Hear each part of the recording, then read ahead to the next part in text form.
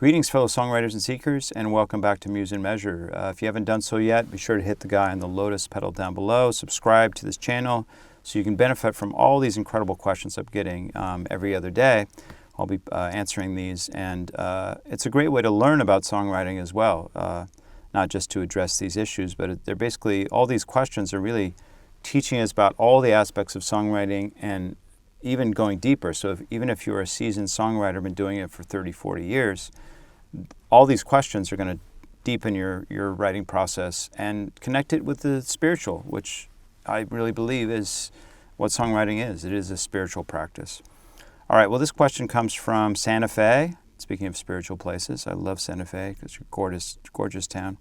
Daniel Reyes asks, sometimes I start a song and it feels exciting for a few minutes, but once I get past the first verse or the first musical idea, the energy disappears and the song just kind of dies.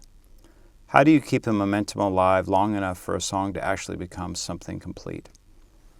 Very good question, Daniel. And this is not unique in your case. This happens to, I think, most people. You get this great little idea and you run to your guitar or your piano and you write it down and you're really excited about it, but then like something stops in your brain. You can't do it anymore. And this has happened to me so many times. I remember on my second album, thank God, there were a whole bunch of songs where I had, come up with the first verse and maybe the first chorus, but I couldn't finish them for the life of me. And years went by, 5 years. And then one day I was taking a bath and I just got inspired and I would figure out how to finish 3 of them. And I ran out of the bath and finished them. So that's one method, is you just wait for the muse to call.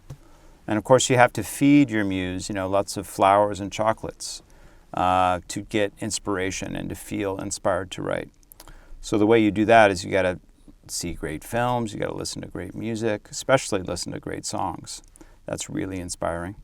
Go out and see art, go out and live life, and don't just spend your days watching TV in your house. Go out and have real life experiences. Go out in nature.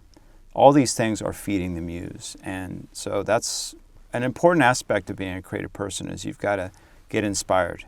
Listen to other people's conversations. Go to a diner or a restaurant and eat by yourself and just listen to people talking, or go to a bar and listen to it. All these things help. If you're riding a subway or a bus, you take the earphones out of your ears for maybe one day a month and just listen to what you hear. And that will be inspiring. So that's one way. The other way, which I think is really, really important, and John Lennon said to do this, he just said, you just got to slog it out. You just got to keep working on it until it's finished. And he told that to George when George was trying to finish something. If you watch the whole Get Back documentary, all 9 hours of it, that's some advice that he gives to George. I was like, I just keep, I just finish it, I forget what the exact words he said, but that was the point. And George was working on this for a month, and he couldn't figure out how to, come up with certain lyrics. And then he wrote one of the best songs ever written. So, I think the key is just to keep at it. So that's why I have a daily songwriting practice. I'll do, at least 10 minutes. Because you can't make excuses for 10 minutes. Anyone can find 10 minutes. There's some days you're just so exhausted that you can't do 10 minutes. Then do 5 minutes. And the point is, it's just you're going to pick one song and you're going to do that song until it's done. Now, you may still hit a wall and you may just go, oh, this is not working out. Or you may not like what you're coming up with. So it's okay to retire an inchoate song and put it in a drawer for a couple months, but you need to set a reminder, on your phone or whatever, or on your calendar to go back to that song. Sometimes you need a break from a song for a while to finish it. But I've found that if I don't put a lot of pressure and I don't sit for hours and hours and hours, and pull my hair out, what's left of it, trying to write these lyrics or write the music, then it doesn't have this kind of work feeling to it. It doesn't seem like drudgery. If I'm just doing 5 to 10 minutes, sometimes I just play what I have and then to see if I can think of anything else. But sometimes that's all I do. And then once once it's in your brain like that, once it's just going around, as you're walking around on your day-to-day life and doing your things, then little ideas will pop up because your brain knows that that's something that it's working on. And in dreams, sometimes you get little lines, and sometimes you'll get a whole section finished in a dream. You can even ask your dreams, before you go to sleep at night, say, it'd be really nice if I got another section done. So can we do that in the dream tonight? You can just ask that. It's not going to happen necessarily, but who knows, it might. It's definitely happened for me a couple times. So yeah, just stick with the song. Even though the spark is gone, that's just like in a relationship, it's easy in the first couple weeks of a relationship to just be madly in love. Once you actually get to know somebody though, and you know all their idiosyncrasies and quirks, that's where the real love starts, and that's where you actually do the work of facing your own bullshit and the bullshit of your partner too. And then you really get to do the love, and that's when it starts to be really meaningful and not just this like incredible high from the ephemera of being newly in love. The same thing is with the song. You might be enamored with a certain part, and maybe there's a little bit of fear there that if you keep working on it, you're going to spoil it.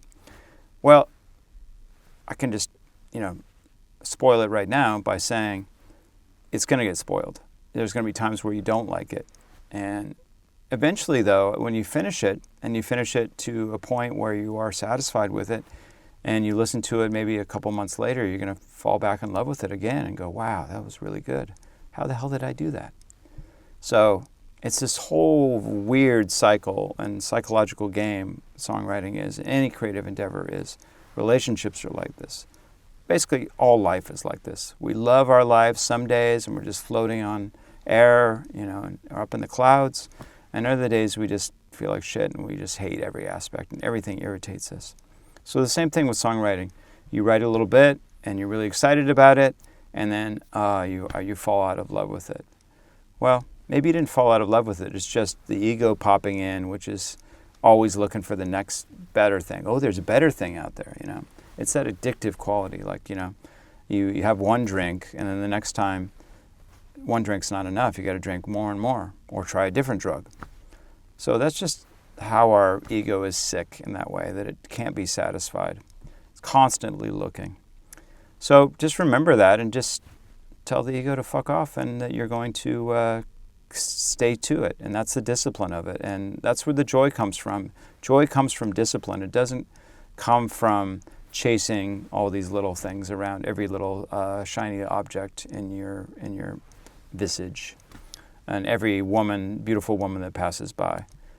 That's a path to sadness and depression and a feeling of meaninglessness in life.